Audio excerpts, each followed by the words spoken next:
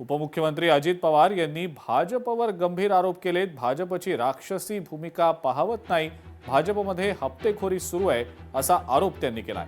या सगळ्या हप्तेखोरीचे आपल्याकडे पुरावे आहेत असं म्हणत पिंपरी चिंचवडमधल्या भाजपच्या स्थानिक नेत्यांवर अजित पवार यांनी गंभीर आरोप केले।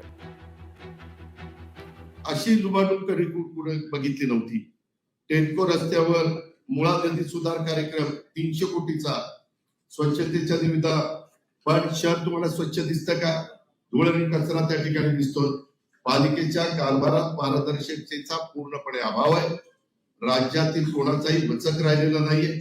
त्यामुळे शहरामध्ये लुटारूट गँग तयार झालेली आहे आणि या भ्रष्टाचारी राक्षसाचं दहन करण्यासाठी आम्ही हे सगळ्या निवडणुकीच्या मैदानात उतरलेलो आहे।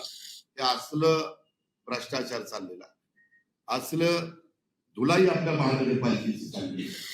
पिंपरी चिंचवडमध्ये आमच्याकडे पण काम करत असताना केंद्रातली, राज्यातली, जिल्ह्यातली, तालुक्याची, गावची सगळीच त्या ठिकाणी कामकाज आम्ही बघायचो, म्हणजे ज्याला आपण सत्ता म्हणतो, तिथं आमची लोक होती। पण आम्ही सत्तेचा उत्पाद होऊन दिला नाही, माज होऊन दिला नाही।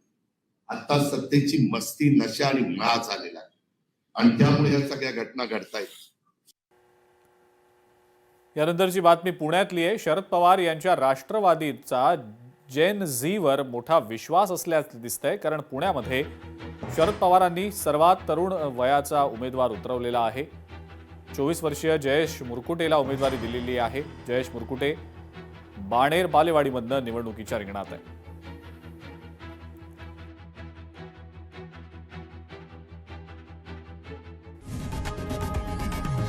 लोकशाही मराठी ऐका, पहा, जागरूक रहा।